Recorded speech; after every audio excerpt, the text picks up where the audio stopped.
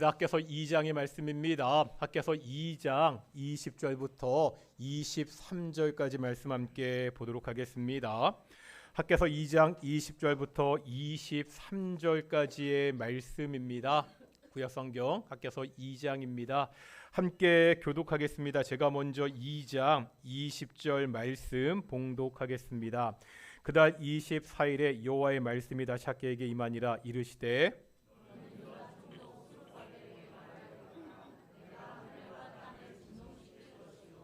여러 왕국들의 보좌를 엎을 것이요 여러 나라의 세력을 멸할 것이요 그 병거들과 그 탄자를 엎드러뜨리리니 말과 그 탄자가 각각 그의 동료의 칼에 엎드러지리라.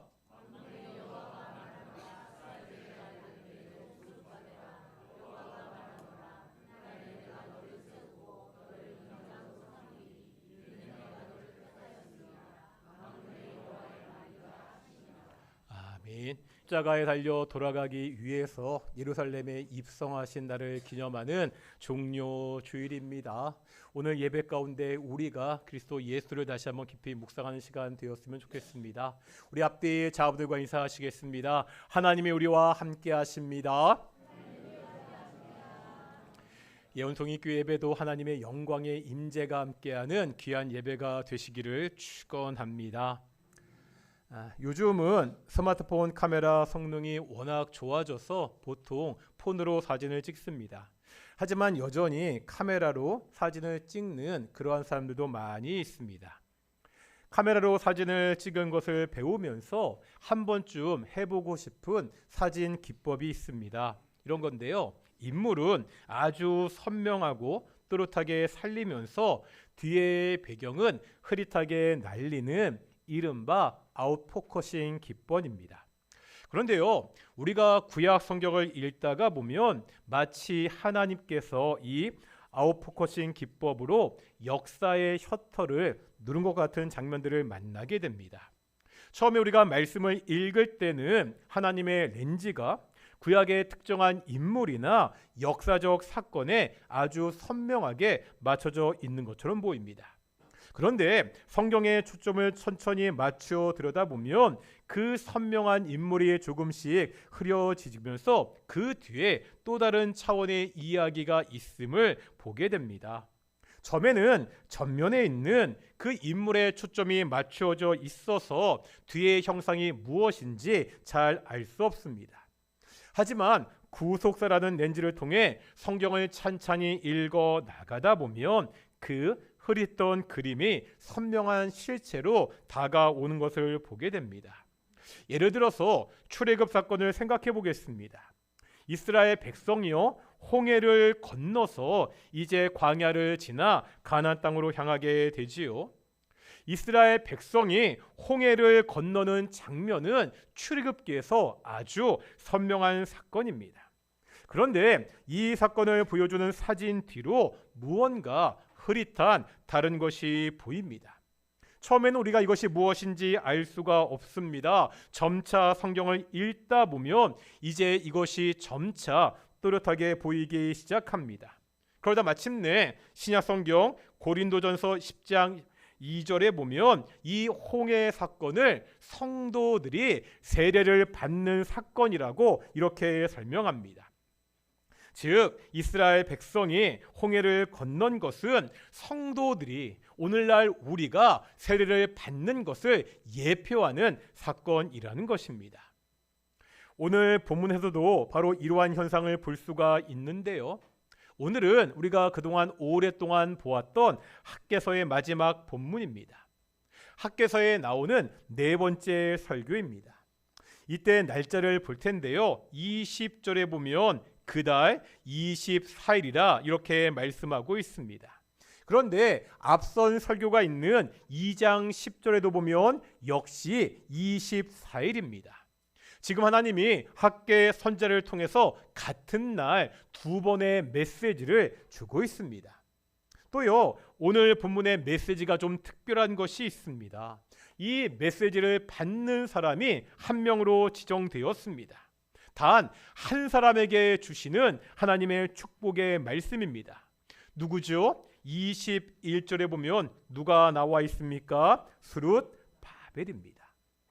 이 스룹바벨은 유다의 총독이었죠. 이번 성전 재건을 주관하는 사람이었습니다. 지금 하나님이 이 스룹바벨 한 사람에게 말씀하고 있습니다.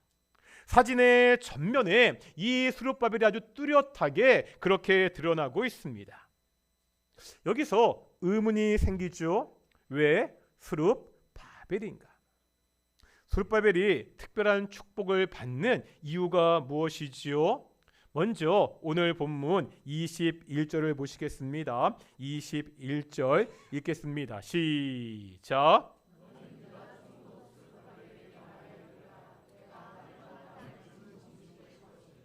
여기 보면 하나님께서 하늘과 땅을 진동시킬 것이라 이렇게 말씀하고 있습니다. 우리는요 이미 비슷한 표현을 앞에서 본 일이 있습니다.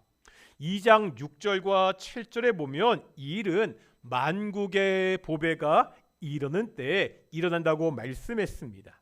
이때 하나님의 영광이 성전에 가득 차게 될 것이라고 말씀하셨습니다. 그런데 이날은요 단순히 하나님의 영광으로 가득 찬 날 이상입니다. 이제 한번 22절 보겠습니다. 22절 읽겠습니다. 시작.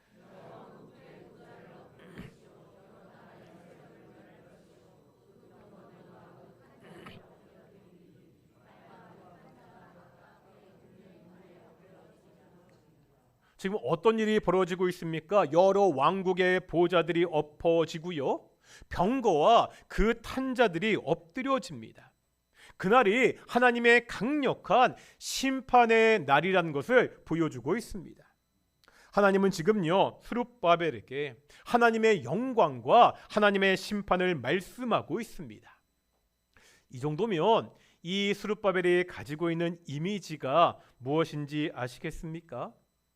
이제 아주 결정적인 힌트가 23절에 나와 있습니다. 이제 한번 23절 보실 텐데 읽겠습니다. 시작.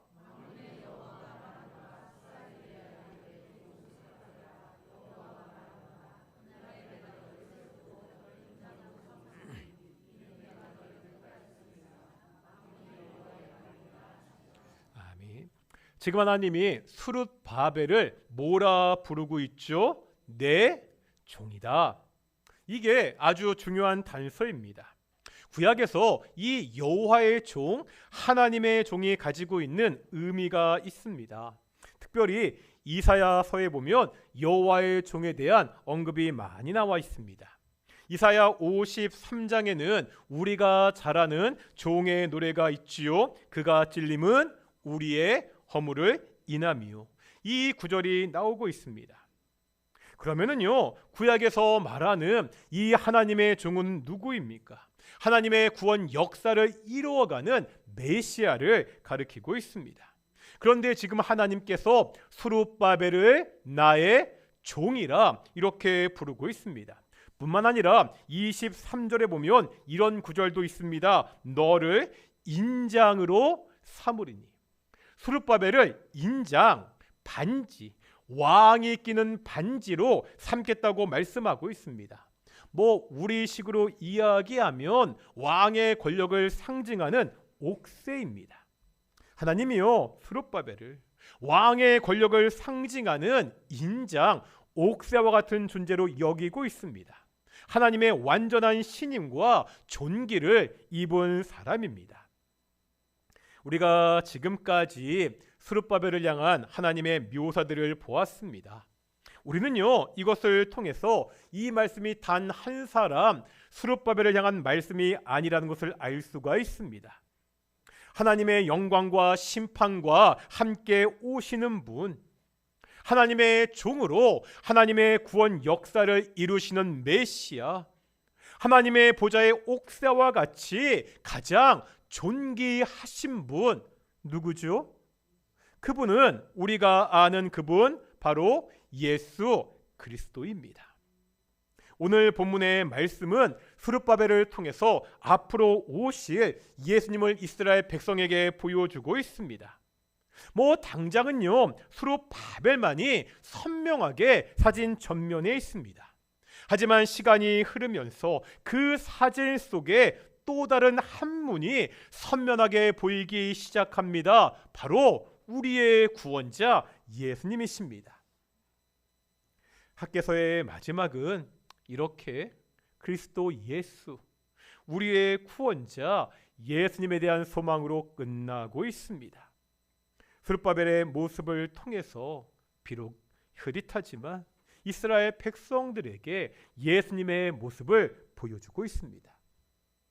이유가 뭐죠?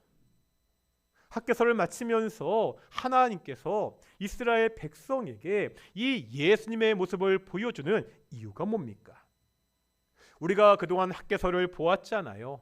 학개서의 내용은 뭐죠? 무너진, 중단된 성전의 재건을 촉구하는 것이었습니다. 이스라엘 백성에게 성전은 아주 중요합니다. 하나님이 함께 하시는 곳이기 때문입니다. 하지만 결국요, 이 성전도 파괴되었습니다. 솔로몬이 지었던 첫 번째 성전은 언제 무너졌죠? 바벨론의 침입으로 함께 파괴되고 말았습니다. 영원할 것 같았던 하나님의 성전이 파괴되었습니다. 그래서 지금 스룹바벨의 주도로 두 번째 제2의 성전을 짓고 있습니다. 백성들이요, 큰 기쁨을 가지고 이제 이 성전을 짓게 됩니다. 하지만 이 성전도요, 역시 파괴됩니다. 신약 성경에 나오는 헤롯이요, 이 성전을 크게 중축하게 됩니다. 하지만 그렇게 지어졌던 성전이 AD 70년에 로마군에 의해서 완전히 파괴가 됩니다. 그러면은요, 결국 무너질 성전을 재건하는 것은 아무런 의미가 없습니까? 그렇지 않습니다. 하나님께서 이 성전 재건을 통해서 이스라엘 백성들에게, 우리들에게 꿈을 보여주고 있습니다. 인간들이 짓는 성전은 결국 무너집니다. 하지만 하나님은 무너지지 않는 영원한 성전의 꿈을 보여주고 있습니다. 요한복음에 보면 이것을 우리에게 잘 설명하고 있습니다. 요한복음 1장 14절의 말씀을 보시겠습니다. 요한복음 1장 14절입니다. 읽겠습니다. 시작.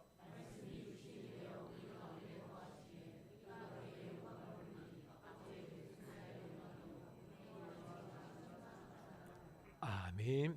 여기에 보면 거하심이라는 단어가 나오죠. 이 거하심이라는 단어를 원어 성경을 보면 천막을 치다, 이런 의미를 가지고 있습니다.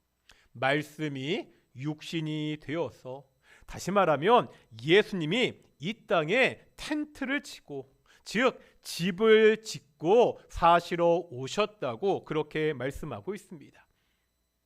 예수님이 거하시는 집, 하나님이 거하는 집, 그곳이 바로 성전입니다.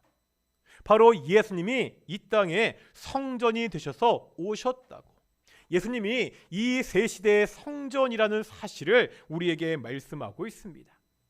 결코 파괴되거나 없어지지 않는, 언제나 함께 하시는 성전으로 예수님이 이 땅에 오셨습니다. 이 성전은요, 이스라엘 백성에게는 먼 미래의 일이었습니다. 앞으로 맛봐야 되는 미래였습니다. 하지만 오늘을 사는 우리에게는 이것이 미래가 아니라 현실이잖아요. 예수님이 이미 이 땅에 오심으로 영원한 성전이 이 땅에 지어졌습니다. 학개서는요, 마지막으로 영원한 성전의 꿈을 우리에게 이야기하고 있습니다. 그런데 이 꿈은 오늘날 우리에게 이미 성취된 꿈입니다. 구약 백성들은요, 힘을 모아서 성전을 건축했습니다. 이 학개서의 내용이 너희가 정말로 힘을 모아서 성전을 재건하라, 이러한 내용입니다. 그런데요, 오늘날 우리에게는요, 이미 영원한 성전이신 예수님이 계시잖아요. 그러면 더 이상 우리는 성전을 지을 필요가 없습니까? 더 이상 우리는요, 성전을 건축할 필요가 없나요? 이 말이요, 반은 맞고 반은 틀립니다. 예수님이 지으신 그 영원하신 성전과 이제 오늘날 우리 성도들이 어떠한 관계에 있는지를 살펴봐야 됩니다. 에베소서 2장 20절부터 22절의 말씀입니다. 20절부터 함께 읽겠습니다. 시작.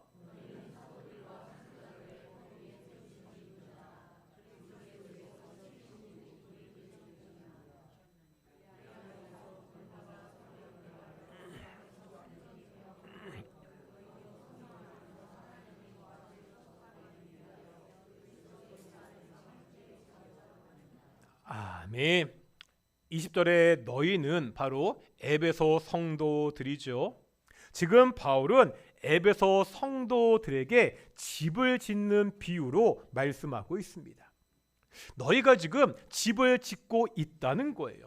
그런데 이 집은 어떤 집이죠? 22절에 보면 하나님이 거하실 처소, 하나님이 거하실 처소 성전을 짓고 있다는 겁니다. 학개서에서 이스라엘 백성이 성전을 건축했듯이 오늘날 우리 성도들도 하나님의 집 성전을 지어야 됩니다. 그런데 오늘 우리가 지어야 되는 이 하나님의 집은 구약의 백성이 짓는 성전과 다릅니다. 구약의 백성은요, 그들 눈에 보이는 건물을 지었습니다. 우리가 짓는 성전은요, 건물로서의 성전이 아닙니다.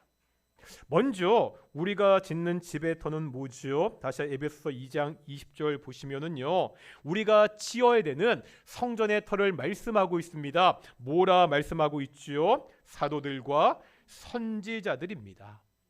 이것은 그들이 우리에게 가르쳤던, 선포했던 말씀을 가리킵니다. 다시 말하면 우리가 하나님의 말씀의 터 위에 성전을 짓습니다. 그런데 20절 마지막에 보면 예수님께서 친히 모퉁이들이 된다고 말씀하고 있지요. 지금 우리가 이 모퉁이 돌 대신 예수님과 함께 이 예수님 안에서 성전으로 지어져 가고 있습니다. 오늘날 우리가 건축해야 되는, 지어야 되는 성전은, 그 하나님의 집은 건물이 아니라는 거예요. 영원한 성전이신 예수님 안에서 예수님과 함께 오늘날 우리가 성전으로 함께 지어져 간다고 그렇게 말씀하고 있습니다. 교회를 건축하는 것은요, 돈이 많이 드는 일입니다. 서초동의 한 교회는 수천억이 들었다고 이야기하고요. 어떤 교회는 교회를 너무 크게 건축하다가 부도가 나기도 했습니다. 오늘 우리가 지어야 되는 성전은 이렇게 눈에 보이는 건물이 아닙니다. 물론 이렇게 예배로 모이기 위해서 이 예배하는 이 공간이 필요합니다. 하지만 이렇게 건물을 짓는 것보다, 공간을 짓는 것보다 더 중요한 것이 있습니다. 오늘날 우리가 지어야 되는 성전은 무엇입니까? 바로 예수를 믿는 사람들이 함께 만들어가는 새로운 공동체입니다. 존 스토트 목사님은 에베소 강해집을 내면서 제목을요, 하나님의 새로운 사회, 하나님의 새로운 사회라 이렇게 붙였습니다.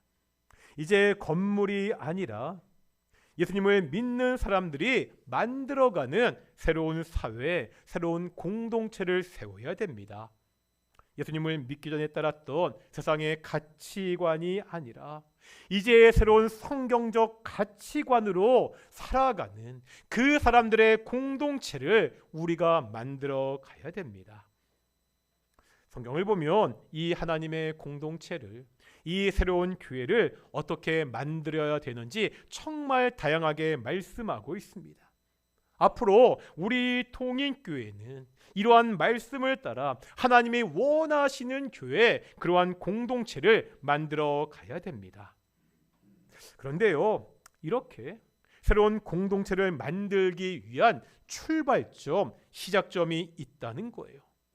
무엇보다 가장 먼저 우리가 세워야 되는 것이 있습니다. 뭐죠? 우리가 하나님의 새로운 사회 공동체를 만들기 위해서 가장 먼저 해야 되는 것이 무엇입니까? 하나님의 성전이 뭐 하는 곳이죠? 하나님께 제사 드리는 곳, 하나님께 예배하는 곳입니다. 그렇다면 답은 자명해집니다. 우리가 하나님의 새로운 공동체를 만들기 위해서 가장 먼저 세워야 되는 건 뭐라는 거예요? 예배입니다. 올바른 예배가 하나님의 성전, 하나님의 집을 치어가는 시작이 된다는 겁니다. 구약성경 느헤미야서는 이스라엘 백성이요 폐허가 된 예루살렘 성벽을 재건하는 내용입니다. 그 중에 3장에 보면 그 성벽에 있는 여러 성문들을 다양한 사람들이 건축하는 장면이 나옵니다.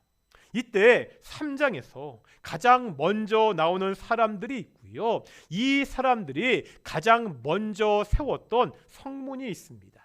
3장 1절 보실 텐데요. 느헤미야 3장 1절 함께 읽겠습니다. 시작.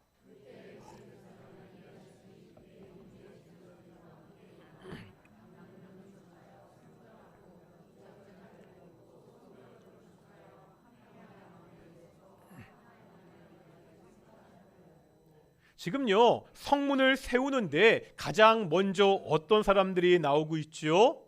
제사장들이 나오고 있습니다. 이 제사장들이 가장 먼저 건축하는 그 문의 이름이 뭐죠? 양문입니다. 양문이 어떤 문이죠? 말 그대로 양이 드나드는 문입니다. 제사에 쓰이는 양과 소와 같은 제물들이 들어오는 문이 양문입니다. 이스라엘 공동체가 성을 재건하면서 가장 먼저 세운 것이 바로 제사 예배였습니다. 열왕기상 18장에 보면 잘 아는 사건이 있습니다. 갈멜산의 결투.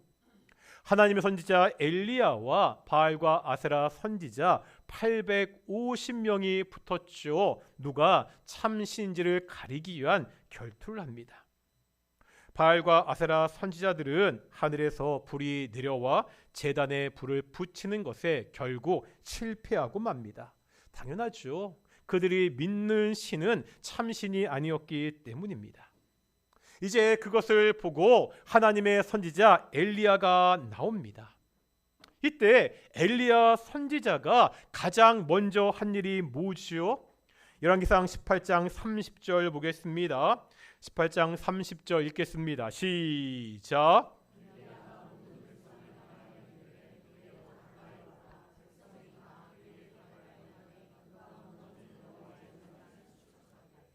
지금 엘리야가 백성들에게 가까이 오라고 있습니다.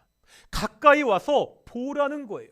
그러면서 가장 먼저 뭐 하고 있죠? 무너진 여호와의 제단을 다시 쌓고 있습니다. 지금요 무너진 이스라엘 공동체의 예배를 회복하는 것이 엘리야가 가장 먼저 한 일이었습니다. 교회도 마찬가지입니다. 우리 동인교회가 하나님이 원하시는 공동체가 되기 위해서, 하나님이 찾으시는 교회가 되기 위해서 가장 먼저 회복하고 세워야 되는 것은 예배입니다. 지금요 우리가 하고 있는 이 예배가 우리 신앙 회복의 출발점입니다. 우리는 지금 어떤 예배를 하고 있지요? 영어 단어 중에 서비스라는 단어가 있지요. 뭐 섬기다, 봉사하다, 뭐 서비스하다 이렇게 말하잖아요. 이런 뜻을 가지고 있습니다. 그런데 재미난 것이 있습니다. 예배를 영어로 할 때도 서비스라는 단어를 씁니다. 뭐 예를 들어서 주일 오전 예배하면 Sunday morning service, 서비스라고 표현하고 있습니다. 그런데 여기서 한 가지 더 봐야 되는 뜻이 있습니다. 이 서비스라는 단어에는 군대에서 복무하는 그런 의미도 있습니다. 그래서 군대에서 복무하는 것을 밀리터리 서비스라고 이렇게 이야기합니다. 너무 다르죠? 군대에서 복무하는 것과 예배, 정말 어울리지 않는 조합입니다. 그런데 생각해 보면 많은 사람들이 마치요 이 군 복무를 하듯이 예배를 하는 것 같습니다. 뭐 군대를 좋아서 가는 사람들 별로 없잖아요. 뭐 의무니까 어쩔 수 없이 갑니다. 억지로 그 시간을 버텨냅니다. 뭐 이런 말 하잖아요. 그래도 국방부 시계는 돌아간다. 그 신념으로 제대 날짜가 오기만 그렇게 기다립니다. 혹시요, 우리가 예배를 그렇게 하지 않습니까? 교회 다니니까 그냥 의무감으로 이 자리에 나와 있지 않습니까? 군대에서 시간이 빨리 가기만 바라듯이 어서 예배가 끝나기만 바라고 있지는 않습니까? 그냥 버티면서 이 시간을 견디고 있지 않습니까? 예배는 의무로 하는 것이 아니라 감사로 드리는 것입니다. 우리 동인교회 공동체의 예배가 하나님께 드리는 기쁨과 감사의 예배가 되어야 됩니다. 예배의 가운데 하나님을 만나기 위해서 정말 집중하는 노력이 우리에게 필요합니다. 바로 지금 하는 이 예배가 우리 신앙의 중심이 되어야 됩니다. 여기서 또 중요한 것이 있습니다. 예배를 바로 세우는 것은 이렇게 함께 모여서 하는 이 예배만을 의미하는 것이 아닙니다. 내가 바로 하나님의 성전이잖아요. 그러면 매일매일 우리가 일상의 삶에서 거룩한 성전으로 살아가야 됩니다. 내가 살아가는 가정이, 학교가, 직장이, 사업장이 바로 내가 예배하는 성전 장소입니다. 내가 살아가는 그 삶의 현장이 하나님이 함께 하시는 예배 현장, 거룩한 장소라고 성경은 가르치고 있습니다. 이 사실을 잊어서는 안 됩니다. 코람 데오, 무슨 뜻이라고요? 하나님 앞에서 우리가 살아야 됩니다. 이렇게 일상의 예배를 하는 사람들이 모여 주일날 이렇게 모여서 공동체로 예배합니다. 이 주일 예배를 통해 은혜를 받고 힘을 얻어서 다시 일상의 예배로 살아갑니다. 이것이 반복되는 것이 하나님의 성전으로서 우리 성도의 삶입니다. 우리는요, 눈에 보이는 이 건물을 짓는 사람들이 아니라 예배하는 하나님의 공동체를 세우는 사람들입니다. 의무가 아니라 기쁨과 감사의 예배가 되어야 됩니다. 주일의 예배가 코람데오, 일상의 예배로 이어져야 됩니다. 바로 이 예배를 시작으로 예수님과 함께 이 땅에서 하나님의 집을 지어가는 귀한 성도들이 되시기를 축원합니다. 오늘은 종료 주일입니다. 우리 교회는 고난 주간을 앞둔 종료 주일에 해마다 우리 성찬 예식을 그렇게 거행하게 됩니다. 우리 성찬 위원들 앞으로 나오시고요. 다 같이 찬송가